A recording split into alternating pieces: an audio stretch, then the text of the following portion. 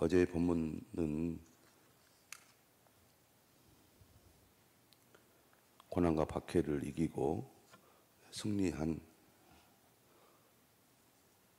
성도들이 하늘에서 하나님을 찬양하고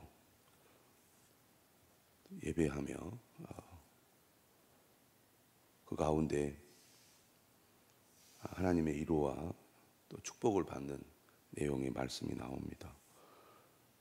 12절에 보면 성도들의 인내가 여기 있나니 그들은 하나님의 계명과 예수에 대한 믿음을 지키는 자니라, 이렇게 되어 있습니다. 요한계시록은 고난 가운데 있는 성도들을 또 위로하고 또 격려하면서 소망을 가지도록 말씀을 하고 있습니다. 오늘 우리도 신앙생활을 하면서 힘들고 어려울 때 하나님께서 우리에게 주시는 이 소망의 말씀을 듣고 또 위로를 받아야 될 줄로 믿습니다. 오늘 본문은 두 가지 내용이 나오는데, 첫 번째는 구원의 추수, 또 두 번째는 심판의 추수에 관한 말씀입니다. 이 본문도 여러 해석이 있습니다. 예를 들면 첫 번째 내용과 두 번째 내용이 다 구원의 추수에 관한 말씀이다, 이런 해석도 있고, 또 반대로 첫 번째 내용과 두 번째 내용이 둘 다 심판의 추수에 관한 말씀이다, 또 이렇게 해석하는 경우도 있는데, 가장 일반적인 해석이 오늘 매일 성경이 구분한 것처럼 첫 번째 내용은 구원의 추수에 관한 말씀이고 두 번째는 심판의 추수에 관한 말씀으로 해석을 합니다. 고난 가운데서도 끝내 믿음을 지키는 사람들은 하나님의 구원을 얻게 되지만,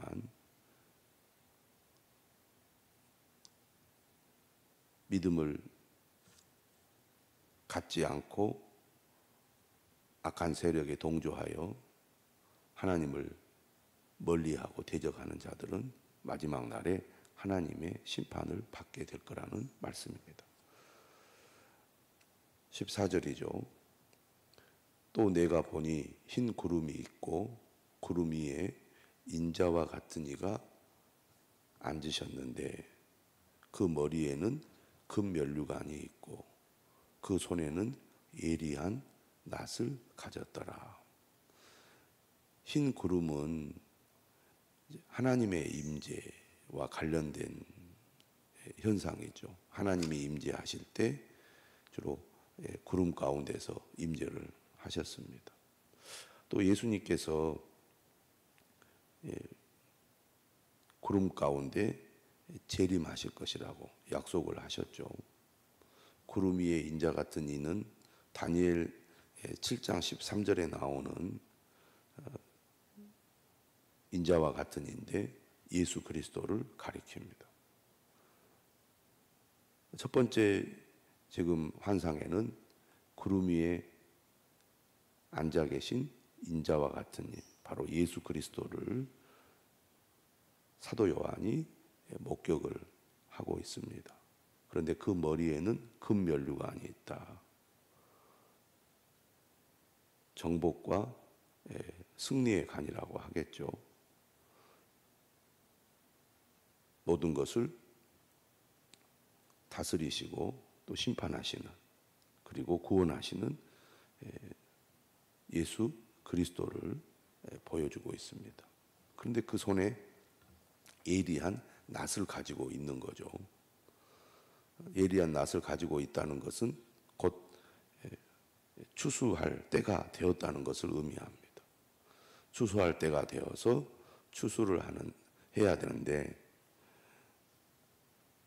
15절에 또 다른 천사가 성전으로부터 나와서 구름 위에 앉은 예수 그리스도를 향하여 큰 음성으로 외칩니다. 당신의 낫을 휘둘러 거두소서. 땅의 곡식이 다 익어 거둘 때가 이르렀음이니이다. 곡식을 추수해서 이제 타작을 한다는 것은 그 미래 알갱이를 더 거두어 드리는 것이니까 이것은 버리는 것이 아니잖아요. 땅의 곡식을 추수한다는 것은 그 알곡을 거두어 들어 이제 저장을 하는 일이기 때문에 이것은 구원에 관한 환상이라 이렇게 보는 것이 맞습니다. 그 천사의 음성을 듣고 구름 위에 앉으신 이가 낫을 땅에 휘두르매 땅의 곡식이 거두어지니라. 마지막 때 예수 그리스도를 통하여 믿는 자들은 구원을 받게 될 거라는 말씀이죠. 박해와 고난, 순교의 그 고통 속에서도 인내하며 끝까지 믿음을 지킨 성도들은 구원을 받게 될 거라는 것입니다. 이것이 오늘 본문에 보여준 첫 번째 환상입니다. 두 번째는 17절이죠. 또 다른 천사가 하늘에 있는 성전에서 나옵니다. 그런데 그 천사는 예리한 낫을 가지고 있어요. 이때 또 불을 다스리는 다른 천사가 제단으로부터 나옵니다. 불은 또 심판과 관련되어 있습니다. 이 불을 다스리는 다른 천사가 예리한 낫을 가진 천사를 향하여 또 큰 음성으로 말을 하죠. 너의 예리한 낫을 휘둘러 땅에 포도송이를 거두라. 그 포도가 익었느니라. 포도가 익어서 포도송이를 거두는 것도 수확이고 그것도 어떤 면에서는 구원을 상징하는 환상이 아닌가 이렇게 해석할 수 있지만 그 다음 내용을 보시면 그렇지 않다는 것을 우리가 이해할 수가 있습니다. 불을 다스리는 천사의 말을 듣고 하늘에 있는 성전에서 나온 다른 천사가 낫을 땅에 휘둘러서 땅의 포도를 거둡니다. 그리고 어떻게 하느냐? 하나님의 진노의 큰 포도주 틀에 던짐에 이렇게 되어 있습니다. 우리는 보통 포도 그러면 따서 그냥 과일로 먹는 걸 생각하는데 여기는 포도 알갱이를 따가지고 포도주 틀에 던져서 그것을 눌러가지고 그 포도의 액을 포도즙이나 또는 포도주로 그렇게 사용을 합니다. 그래서 포도를 이렇게 틀에 넣어가지고 누르면 포도가 다 짓이겨지잖아요. 포도알이. 그래서 거기에서 이제 액이 나오는데 그 색깔이 피의 색깔과 같다는 얘기입니다. 그래서 이것은 심판을 상징한다 이렇게 봐야 됩니다. 뿐만 아니라 분명하게 뭐라고 되어 있냐면 하나님의 진노의 큰 포도주 틀이다. 그러니까 하나님의 심판을 분명하게 언급을 하고 있습니다. 그래서 첫 번째 환상은 하나님께서 마지막 때에 믿는 자들을 구원하시겠다는 환상이라고 한다면 두 번째 환상은 마지막 때에 하나님께서 믿지 않는 자, 하나님을 대적하는 자를 심판하시겠다는 환상이라고 하겠습니다. 기회를 주었을 때 끝내 회개하지 않고 하나님께로 나오지 않는 자들은 마지막 때에는 더 이상 이제 기회를 얻지 못하게 되죠. 우리가 심판에 관한 그 말씀을 보면 처음에는 4분의 1만 심판하고 그 다음에는 3분의 1만 심판함으로써 아직 살아있는 자들에게 기회를 주셨음에도 불구하고 끝내 기회를 얻지 못한 사람, 기회를 줬음에도 불구하고 끝내 거절한 사람은 하나님의 때가 이를 때 반드시 심판을 피할 수 없게 된다는 것입니다. 그래서 20절에 보면 뭐라고 되어 있느냐면 성 밖에서 그 틀이 밟히니,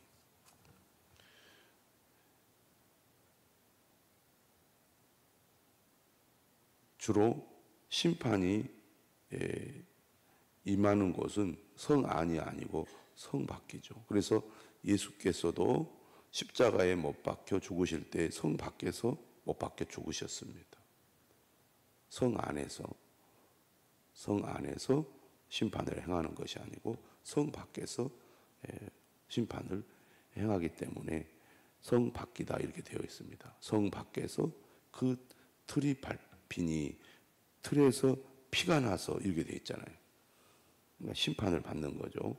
말 굴레까지 닿았고, 말 굴레라는 것은 이제 말 그 재갈이 있는 그 높이까지 닿았다는 것인데, 그만큼 그 심판을 받은 사람들이 많아서 그 심판의 피가 말 굴레까지 이를 정도로 많았다는 얘기입니다. 그리고 뭐라고 되어 있냐면 1600 스타디온에 퍼졌더라. 그러니까 우리가 이번에 홍수가 나가지고 물이 멀리까지 아주 가득 차게 되면 그 넓이가 어마어마하고 또 높이가 또 높지 않습니까? 그런 것처럼 하나님의 심판을 받은 사람들이 이렇게 많다는 얘기입니다. 1600 스타디온은 매일 성경에도 나와 있듯이 약 300km나 됩니다. 술틀에서 흘러나온 피가 약 300km까지 퍼졌다는 것입니다. 근데 이 1600이라는 이 숫자는 우리가 또 이것을 계산해 보면 10 곱하기 10은 전체를 상징하는 것입니다. 4 곱하기 4, 4는 땅의 네 끝을 가리키는 거거든요. 4 곱하기 4의 2승에 10 곱하기 10이니까 이게 1600이 되거든요. 이것은 인간의 악의 범위와 규모가 전체 땅에 퍼져 있다는 것입니다. 노아의 홍수 직전에 세상에 죄악이 가득 차서 하나님께서 심판을 행하신다는 말씀이 있지 않습니까? 그런 것처럼 이 마지막 때에 악을 행하는 자, 하나님을 대적하는 자, 믿지 않는 자들이 세상에 가득 차 있다는 얘기입니다. 그리고 하나님의 심판이 온 땅에 임하게 될 것을 상징한다고 하겠습니다. 1600 스타디온에 퍼져 있고 말 굴레까지 피가 이렇게 가득할 정도로 하나님의 심판이 온 세상에 임하여 끝내 하나님을 믿지 않고 거역한 사람들은 하나님의 심판을 받게 될 거라는 것입니다. 오늘 말씀은 우리에게 분명하게 보여주죠. 지금은 우리가 다 똑같아 보이고 다르게 보이지 않지만 마지막 때 하나님의 구원과 심판이 이르게 되면 분명하게 갈라진다는 것입니다. 구원을 받는 자와 심판을 받는 자가 갈라진다는 것이죠. 예수님께서도 사역을 하실 때 이 말씀을 분명히 하셨고 사도 바울도 복음을 전하면서 이 말을 분명하게 했습니다. 오늘 사도 요한을 통해서 예수 그리스도께서 환상을 통하여 다시 한번 분명하게 말씀하고 있습니다. 우리가 왜 예수 그리스도를 믿어야 합니까? 왜 우리가 어떤 고난과 어려움 속에서도 인내하면서 끝까지 믿음을 지켜야 합니까? 하나님의 구원과 심판은 너무나 분명하고 또 반드시 이루어지기 때문입니다. 왜 우리가 믿지 않는 가족이나 이웃 또 형제를 우리가 전도해야 됩니까? 하나님의 구원과 심판이 분명하기 때문입니다. 지금 아무런 일이 일어나지 않고 있다고 앞으로 그런 일이 일어나지 않을 거라고 생각해서는 안 되겠습니다. 하나님은 반드시 말씀대로 이루시는 분이시기 때문입니다. 오늘 우리는 신실한 믿음으로 끝까지 믿음을 지켜야 할 뿐만 아니라 믿지 않는 우리 형제, 이웃, 그리고 이 세상의 많은 사람들에게 구원의 복음, 심판의 복음을 증거하는 그런 삶을 살아야 될 줄로 믿습니다.